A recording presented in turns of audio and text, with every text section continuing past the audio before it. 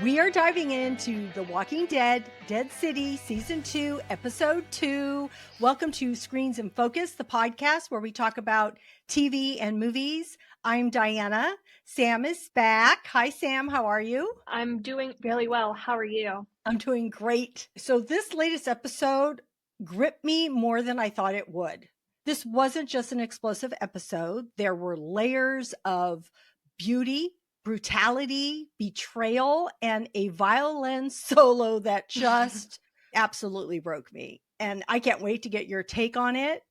But first, we're going to pose our question of the day, which happens to relate to music. And that is there a piece of music that instantly brings you comfort or makes you emotional? Okay, so you're going to think about that, Sam. Friends out there, we want you to think about it too. We're going to answer it later on in the episode. But right now, we're going to get to it. And so I want to begin with the power of music in this violent world. I want to know what you thought about Victor's death, what it symbolized, and why it might have felt more tragic to lose an artist compared to the fighters that were lost in this episode. So I think his death, it symbolized a lot of things. I think first of all, it was a twist that the DAMA and the Croat was kind of like he's watching like over Negan and he's like reporting to the DAMA, just shows that a big brother is always watching. And it makes him realize that he can't trust him any longer. I don't know how much he really did like trust him, like probably really, but now he knows he can't at all. And it also makes me wonder what else he's told her. And then I think it also really shows just how brutal the Dama really is. I Poor Benjamin. I didn't mean to laugh, but he's just like, I mean, he's experiencing all this for the first time. He's never seen Yeah. New York. He's getting captured. He's terrified out of his mind. And then he watches a guy get stabbed with a pencil, and she just calmly walks over and like plops it back in his pocket and like trots away to go open up some champers. I did get a chuckle out of it, but then I felt really bad for him because like, holy hell, that's traumatizing. But I kind of think it does. I hope that it shows people that the Dama doesn't really care about her people. They're just kind of like a means to an end. She Yeah. didn't know who Victor was and it didn't matter to her. She knew that Mm-hmm. this would hurt Negan and that's the whole purpose of it. I do think that it's more tragic to lose an artist because the fighters are choosing to put themselves in harm's way. So if they get killed, it's kind of like you expected it, or not expected it, but you know that that's always a possibility. But Victor's an artist, and yeah, he's part of the Damas crew. But what else is he gonna do? So it's not like he's like a soldier. But what I love most about Victor's speech about how he found his way to Bach, tried all these other Mm-hmm. things, I think he's showing Negan what he's going to end up having to do with like New York and the gangs. And he's not going to be the Negan that he was when he entered New York. He's not the Negan that he is now, but he'll find like a middle ground. I think he'll find his way in all of that. You said so much because I feel like Victor's death symbolized so much and it really did impact me.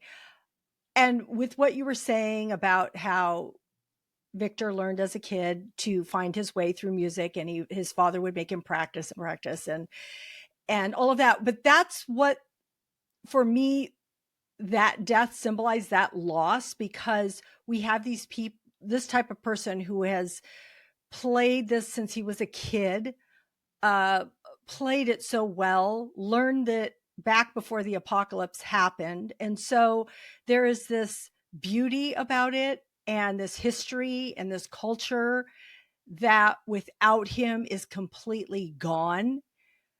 And in this world, where would somebody take lessons like that ever again or have the music, the written music to play it? I'm not saying anybody couldn't pick up a violin and figure it out because there are brilliant people, but that's not likely, especially when you're trying to survive in this world. So I think when we have this type of beauty around us, it's hard to see someone with all this power and appears to love art and music and then she just uses it as a tool for power.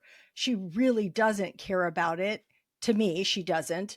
And I just thought it was so tragic and it hit me so hard. I played the violin when I was a kid. I didn't play very well. I only did it for a little bit, but I've always just had this affinity for that music. And I also love other music. I've played other instruments. My sons have played instrument guitars, bass and percussions and all sorts. So I just am a lover of music. And that's why it was so painful to me to see this loss. And also she's trying to build this world, or not this world. She's trying to build the city, New York City, and bring it back. And you see the Radio City lights go up and you can imagine the theater that's in there and everything else. But if you have this theater, you have to have people play in that theater, right? I mean, of course, numerous things can happen there, but I'm thinking, and now you're just so easily getting rid of somebody who could have played on that stage. So, yeah, I definitely think that she just dismissed all of that and is just trying to get to Negan with this act for her. It just didn't matter to her. And I know she told him, "Oh, you're living in the past. Bach lived in the past, and basically we don't need that." I feel like maybe the Dama is someone who like wanted to be a person in like high society who actually enjoyed this kind of stuff. And maybe she really doesn't, and that's why she just doesn't really care. But it's like it's her like it's like a character and she can hide behind it, you know. Yeah. But it really is sad though, because like the violin is so beautiful. It's like so haunting, and it like just when he was doing like the just like the three, I think it was three. It was the like the three types that he tried. It's the same instrument. It sounds so different. Just beautiful. I didn't know they used to play the violin. That's so fun. Yeah. I mean, I'm talking about when I was really young. Mm-hmm. I would have continued it, but that's another subject to be talked about. But That's for yes, another podcast. yeah, another podcast episode. But yes, I just remember I did love it though. I love the way it sounded. It's just such a beautiful instrument. So yeah, just gorgeous. So okay, Negan and Maggie. To me, I really saw them step up, be these leaders, have these strategic thoughts, and no one listens to them. I mean, they were listening to Negan a little bit, but not Maggie. Why do people ignore the smartest voices in a crisis? I think a lot of it is just ego, at least in my opinion. I feel like someone, they think that their plan's just the best, and there's no way that this, you know, I thought of every possible scenario, so there's no way that you could have come up with something that I didn't also come up with. But I also feel like it also might just be that they don't really know who Maggie is. We've had Yeah. what, how many years of watching her be this badass and like know that she's so smart. She reads people, she just knows like scenarios. But these people in the new Babylon, they don't really know her. I also find it very suspicious that they won't even consider like her idea, like her Yeah. plan, or even consider that there could be, I don't know, it doesn't seem very, it's a big ass ferry with light. Why were the lights on, Diana? They didn't need the I lights to don't go. And you're know. just like, so my first thought was maybe Narvaez was like a spy, and that's why she was fighting so hard for it, because I couldn't really figure out why else she would put 50 of her people at risk like that without even, there was no conversation. It was just, Well, nope, you're not doing Pearly it. too. Well, Pearly Yeah. too. But I feel like they don't also really know, like, they don't really respect him. Like, Narvaez consistently ignores him, and he's higher up than her, I think. I He's don't a know. I colonel. can't tell.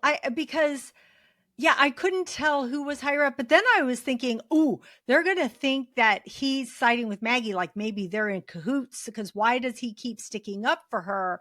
I was worried for him for just a little bit because he was trying to, and that might have been the reason that he kind of went against he didn't go against Maggie, but he says, "Oh, let's just push it up and go tonight because they Mm-hmm. won't expect that." And so I think he was trying to distance himself just a little bit from her so that he wasn't constantly agreeing with her. But it was fun to see Maggie assert herself, and when she punched her, Lucia, I'm like, ooh, yeah, she's going to get in trouble. But I was glad she did. It felt very spontaneous and needed. Yeah. I feel like, yeah, I was waiting for someone else to do it. But then thinking about just the whole plan of them being like doing that, like Herschel showing up out of the blue is so suspicious, I think, anyway. He says he follows them, but it's not like he there wasn't much to, or I think he says he tracks them. There's nothing much to track. It's a whole caravan. I think he left like an hour after. I don't know. I don't really, I think he's up to something. I don't trust him. Well, do you want me to tell you something right now? When I watched this the first time, I just watched it and I didn't even think it's a second thing. And then when I watched it the second time, I realized that the tires had a blue cloth on it. And then that's what he Mm-hmm. was doing the tourniquet. So it goes to show you it was him. It was Herschel. Mm-hmm. And that was Yep. why he felt so guilty, because I couldn't figure out why he felt so guilty on On the and boat? yeah, and how he was I was like, so confused. yes, but it wasn't until the second time that I watched it that I put all the pieces together. I'm like, oh my God. And that's why Maggie was so uh looked like she couldn't believe what happened, because she realized her son had done all that, which was Mm-hmm. crazy. I was curious to know. I'm like, wait, did Sam catch that or did she not? Because I didn't at first, but you did. You did catch Mm-hmm. that. So yeah, I think Yeah. most people did eventually. Yeah. But I also feel like everyone's kind of suspicious, so maybe they're all working together. Yes. Oh, I loved how Negan orchestrated the fire bombs to the Oh, light show to earn, so much.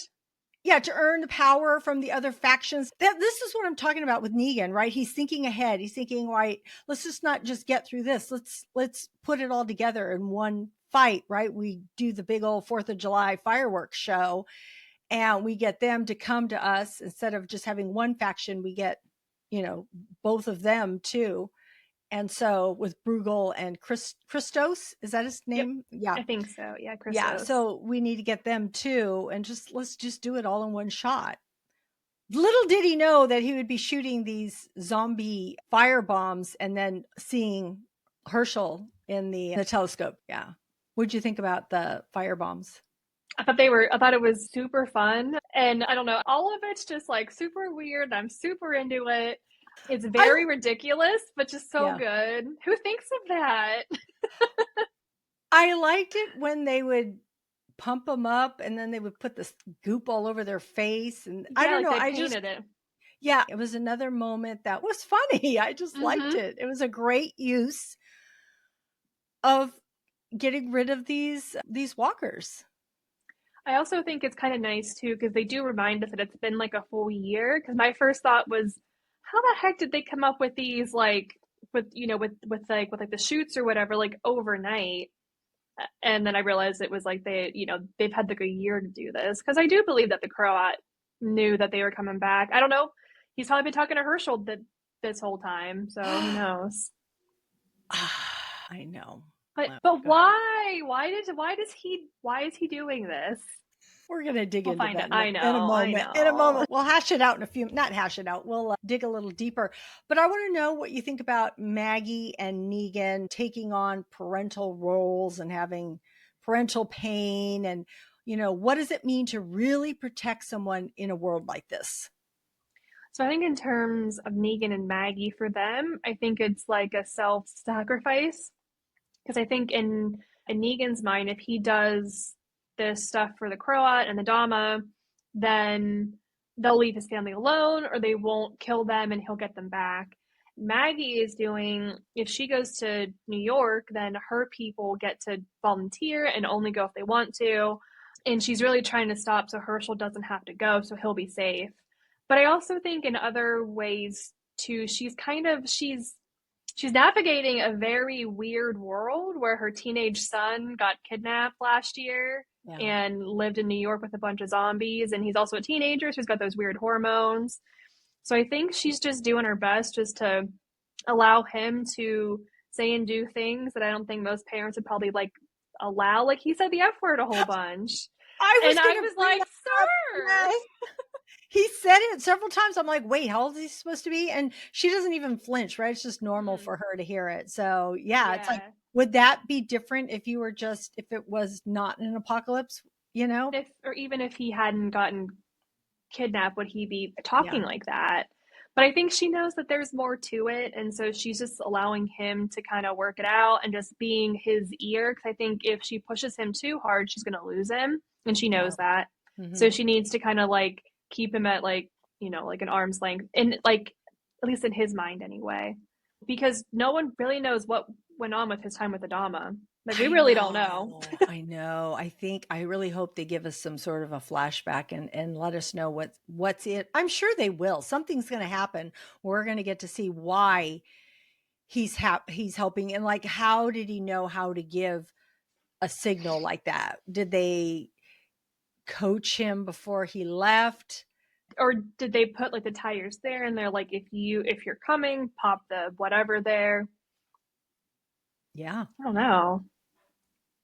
Oh my goodness. But I do think it is you do parent differently in this world because you have to. And I also, and we had talked about it last episode about if Maggie wasn't really not allowing, but really letting Herschel do a lot of things individually. She's protective of him.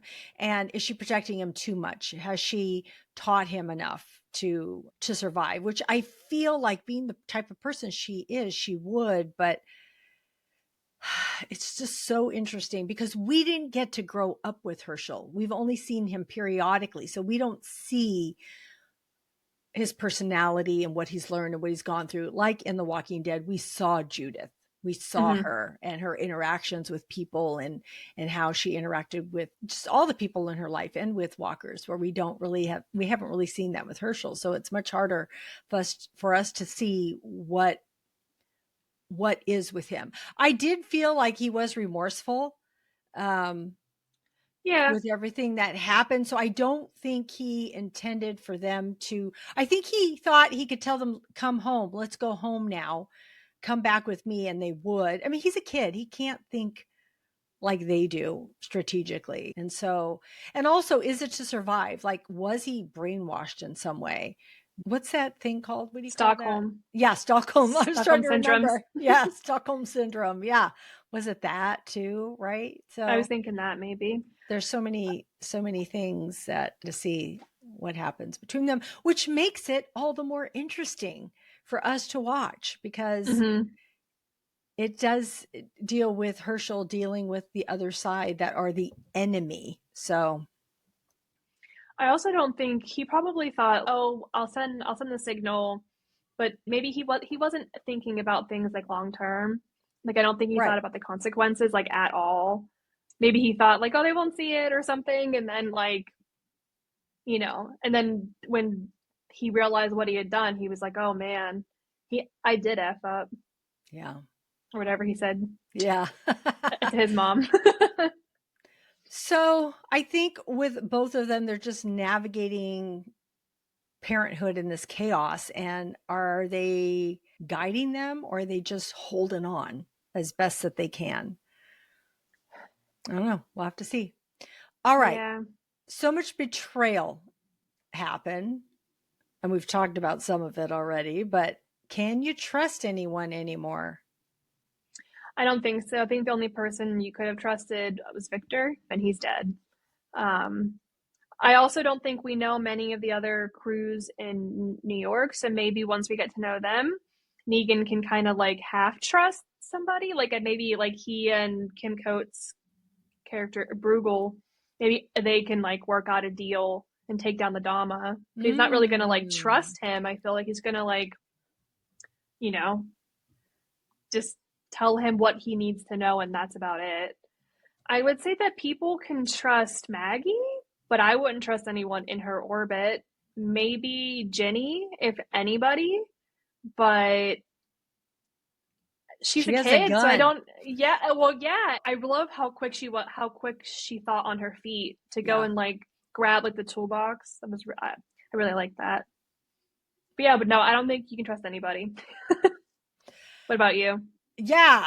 It's funny, but Negan and Maggie, I think that they could trust each other here, which is a really odd thing to say all these years later, because we see that we saw Negan save Herschel. I mean, that's how Mm-hmm. he got into the whole pickle with the Dama and the Croat, and Mm-hmm. because he didn't do something that they thought he could have done. I thought he was going to get away with it, though. I thought he was going to say, I don't know, like, oh, I was waiting till they got to a certain point so I could just send the bombs over at that point or something. But I feel like he's Negan. He's very quick on his feet. Like he's very good at lying, and I'm shocked he didn't have a better excuse than it was Right. a kid. Like shocked That's because he was afraid for Victor and what was going. He knew what was going to happen. He knew it, as and soon as that's he why walked he. in. Yeah, it was like, oh my god. So, can you trust anybody? No. I mean, can Maggie trust her son? I think I think she can as far as her life, but can Mm-hmm. she with making good decisions with his relationship with the Dama? No, I think she needs to keep an eye on that because Mm-hmm. she has some control over him that we don't know about yet. So I don't think she can fully trust him. I think that's why it was so hard for her at the very end when he says, I love you, mom. And she said, I love you. And her face was so pained. Like I said, the first time around, I had no idea. I'm like, why is she so pained by this? I'm like, oh Mm-hmm. my gosh, it's because her son sent the signal to the Croat. It's like, oh my gosh, they really got their clutches in him. And I'm sure so much is going through her mind. And also the pictures of the lady that she doesn't know of, who is the Dama. So there's just a lot going through her. And I thought it did say a lot watching her. And like you said with Ginny, she was so quick on her feet, but yeah, she has. And it's so interesting because she doesn't say much. And even though she Mm-hmm. talks now, she still doesn't say much. And it's hard to read her, but as her actions have shown that she is with them, and I feel like they can trust her. I just think that that gun is going to play a part. And they may be having us assume that she wants to get Negan back. And maybe she does, but maybe Mm-hmm. she doesn't. Maybe she's going to save everybody by having that gun because who else has weapons? And also with Pearlie and Lucia, I didn't see Bird get killed, but I know that she did on the They boat. didn't. They didn't like talk about it after. She just like died, and they were like, "Bye." Yeah. But now I feel like, oh, now you believe Maggie. Now you're following her lead. You know, it's like she had to show you, prove to all of you who she was because she's like, she knows what's happening. She's been through this. She's been out there surviving. They're following her lead now, which I am like, oh, good. To follow her because she knows what the heck she's doing. Yeah. And the Croat with Negan, and it's so funny because the Croat just gives these looks, and we had talked about last episode how much he adored Negan, but is that Mm-hmm. waning now? Is he changing his mind? He's like, oh, he's weak. He feels for a kid, or is he going to still support him? Or with the Dama kissing him in his head, telling him that he did good, she just knows how to work it, and he's probably going to just do everything that she tells him to do. I feel like he's the kind of person that whoever's in power is who he's going to grovel to. So I feel like Yeah. Negan, like the moment that he's back in like in charge, the Croat's going to try to be back to being with him. But who knows? I really don't think that if that happens, that Negan's going to take that too kindly. Yeah. Mm-mm. He'll he'll get to meet Lucille 2.0. So is survival based betrayal forgivable? I don't think so. I feel like no, I don't know. I don't think it is. I feel like if people get killed, it's not worth it. Because the bigger enemy are the walkers. It's not really people, but you know, I don't know. I don't think so either. Not for the most part. I'm thinking like with what Herschel did, that was a betrayal. So is that forgivable? I feel well, so I feel like because he's a kid, yes. I don't know that I Yeah. would be more willing to forgive an adult for making that decision Right. because an Right. adult can think things through. Yeah. So I feel like yes, because he feels bad about it. I feel like if True. he hadn't shown remorse, True. I wouldn't feel like that would be okay. Yeah. But Okay, because this he is Maggie and Glenn's kid, he's got a big heart. yeah. That reminded me of Carl when he shot Oh, that guy. They Carl. shot the guy in the woods, and then Herschel told Rick, "This is what your son did." That was, Oh, that was I forgot that yeah. Carl had a dark side. Yeah. That was like 10 years ago. Or yeah, at least, right? I don't Or even at know. least. Yeah. Oh my goodness. I said All 10, then I was like, anyway, on, I need to focus. It's okay. I'm just trying to think, do we have anything else that stood out? Any other thoughts, tidbits, or what's next? I'm kind of excited that they're going into Central Park because they don't go in there. And I know in a commercial or a preview or something, we heard like a roar. So maybe we'll Oh, get like a zombie animal because there's a zoo in the park. So maybe true. we'll see like a zombie tiger. Have we ever seen? Well, when's out? Yeah, I know. Uh, But yeah, that's one thing that I kind of can't wait for. What about you? What do you think is coming up? I know you talked about Benjamin already, but Yeah. I find it interesting that he survived. One, he did kind of jump off as it was exploding, and that they found him and they brought him in, and his face, I mean, it was really good. It was very believable because he seemed so freaked out, and he was able to plead his case as to who he was. And so I'm wondering what the Dama will do. It was funny, even though she was so bad, so evil, and I was so mad at her for what she did. And like you had said, it made you laugh when she went and put the pen in him. There was these tiny bit of moments that the way she acted were funny because she said, Hmm. "Oh, let's have him stay for a while. Let's see how it goes." Right? So I'm like, "Okay, good." I'm sure he's saying, "Yeah, let me stay for a while." But it's just her approach to all this. And I told you last week because I'd seen her in Ozark and she was really cutthroat, and I said she was worse in Ozark up to that point that she could cross the line. And yep, she crossed the She did it. line. She did some terrible things in the other series. Don't get me wrong, but Hmm. they were well, you have to watch. I'm not giving anything away. Go watch Mm-mm. Ozark, people, and you and people go watch Ozark. But yeah, this was bad doing that to Victor, and for so many reasons, not as a person and as an artist, and as to what that represented. I thought that was the worst.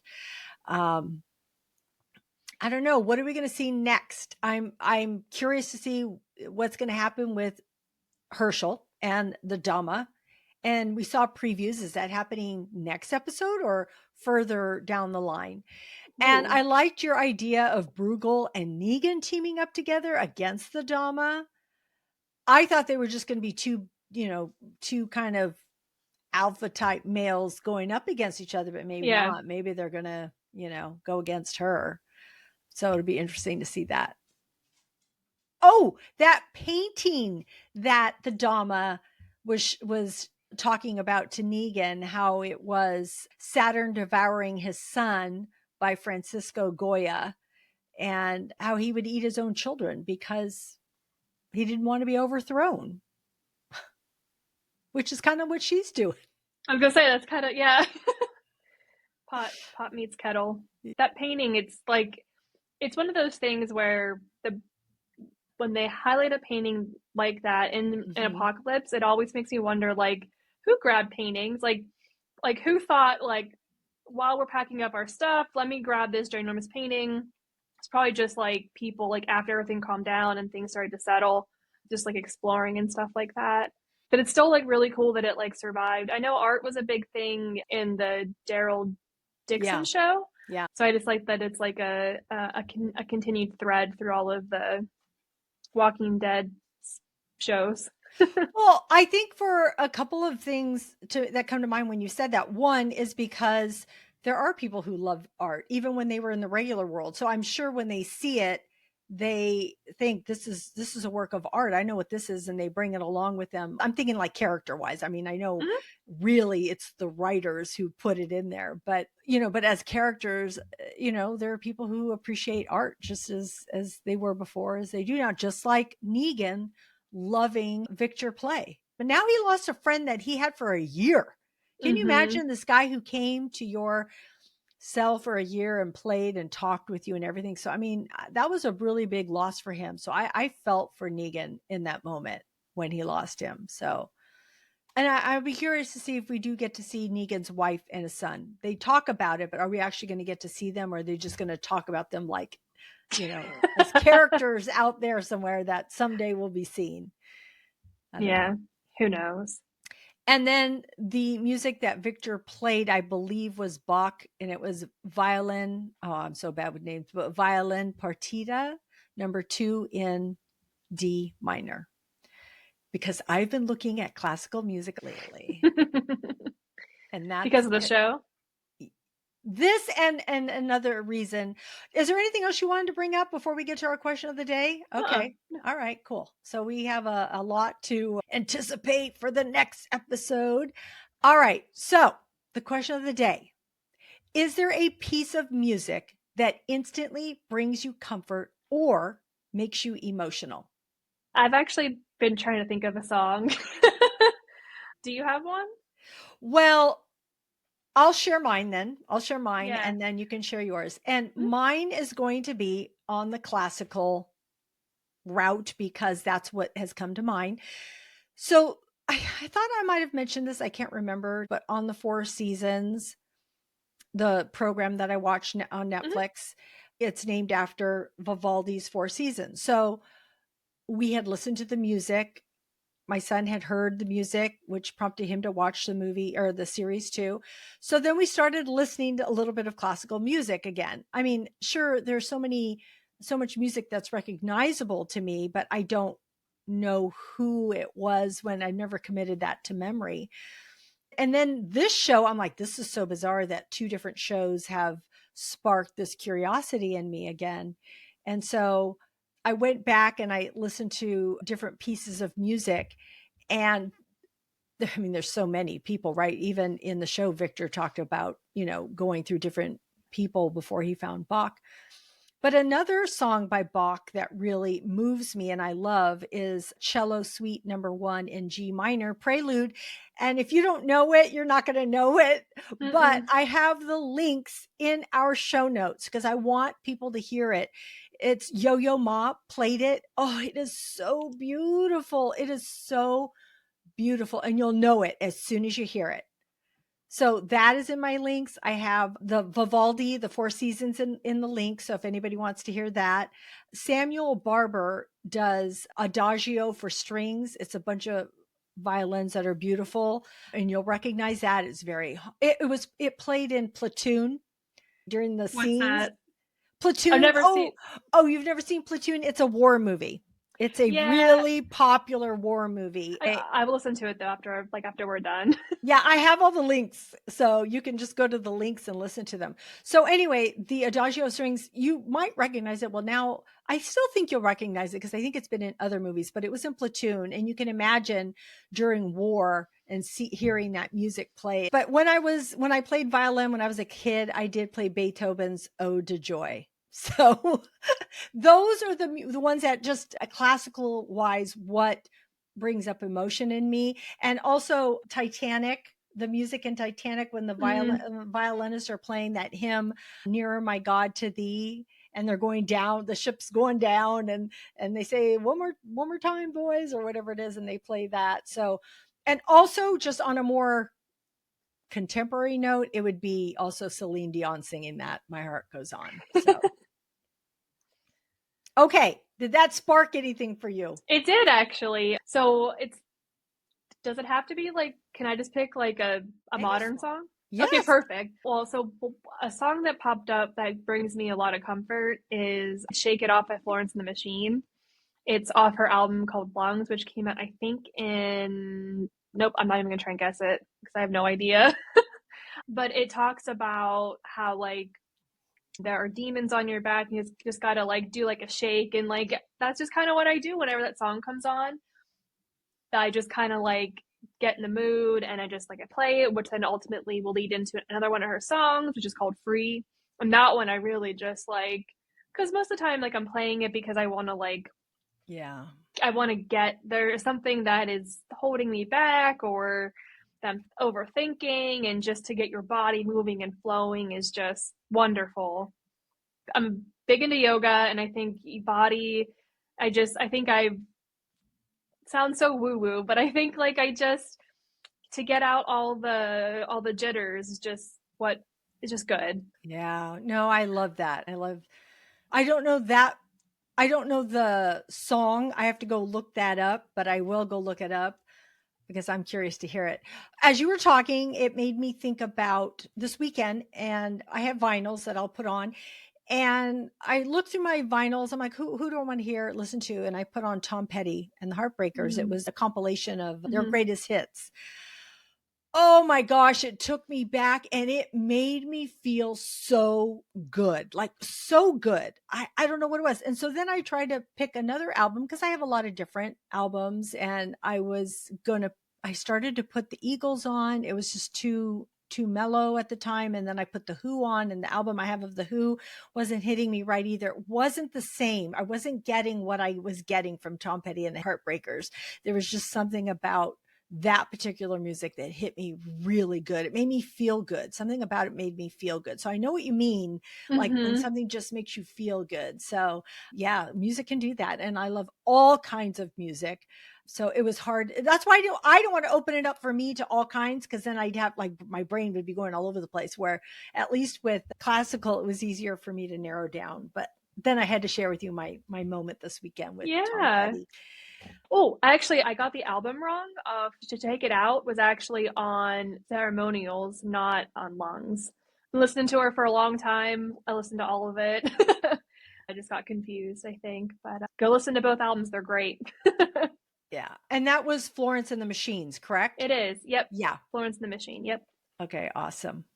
I'm going to go check that out. I'll try to have the link in our show notes so that people can check it out there too. All right. And I'm just going to say it because we're on here, but yes, my background has changed. We're still recording the same day, but with internet issues, it took my background away. So I just want to put it out there in case people are wondering.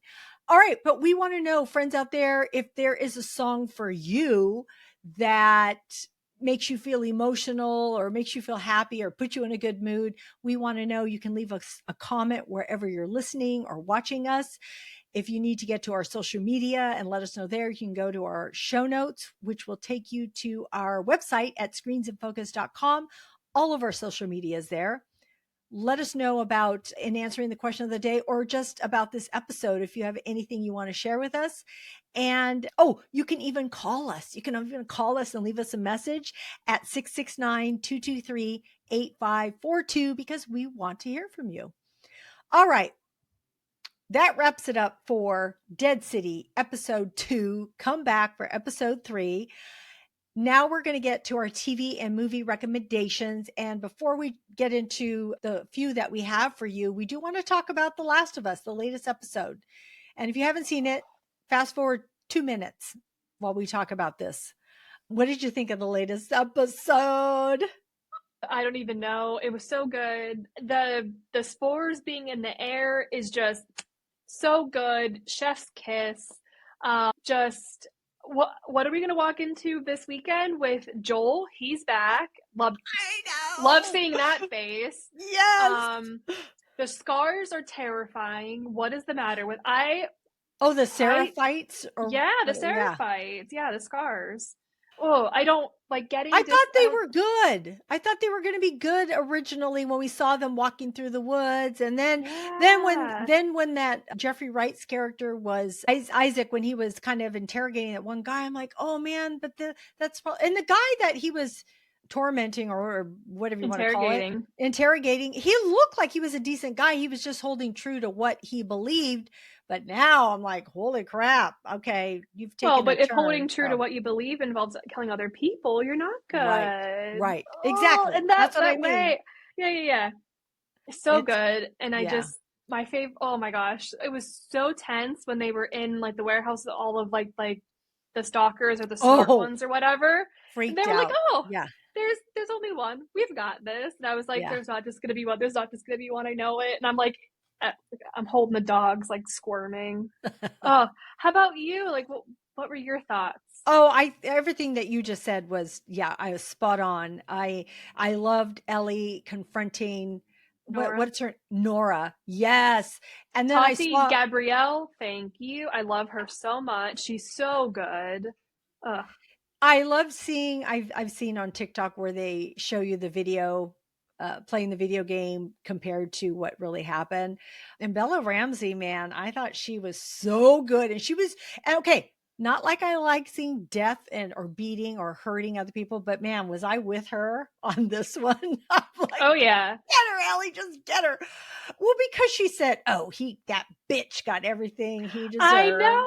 I'm like, I what are you She had saying? me for like half a second because I was Yeah. like, I mean, because not Yeah. everyone in that group was for killing Joel like Yes. that, True. but Yeah. but then it hit me and I was like, no, no, she was one of the ones that's obviously on Team Crazy. Well, she was holding her down too. She was the one Mm-hmm. holding Ellie down. And so, whew, man, but man, did I love seeing that last moment when he walks in. Oh my God, my heart melted. I told you already, like, this is why I watch the show. So we I get to have know. some flashbacks. It'll be so nice to see him. So I'm happy about that and to see how it moves forward and what everybody ends up doing. And so, yeah, I'm excited for the next episode. What else? What other recommendations do you have for everyone? So I'm watching Doctor Who, which is on Disney Plus. I think I talked about this last year when it was on, and it's a second season. Awashuti as the Doctor. He has a new companion. She's wonderful and lovely. I'm also watching Your Friends and Neighbors, which is on Apple TV. It's John Hamm. Do you like Um, it? I love it. I You think do? John Okay. Hamm is just, Yeah. I don't know, there's something about it. He Yeah. just, I don't know, he makes me giggle. So, John Hamm is a hedge fund finance bro who gets effed over by his boss and or friend, and he's broke and he doesn't want to tell anyone because he's got appearances to upkeep. And so he starts to like burgle in his neighborhood because everyone else is like really rich, like $1 billion homes. And then like shenanigans ensue. Ah, okay. It's him, Amanda Peet, Olivia Munn's in it. Might be it. I like Apple TV Plus shows, so I might give it a shot. Mm-hmm. Yeah, it's like 8 episodes in now. It's like pretty new, so you could still have time to like catch up. It's insane that it's taken me this long to see Captain America Brave New World because I used to be one of those people that midnight, like the day before, we're getting in line, we're seeing the movies, and I just watched it like at home with the dogs.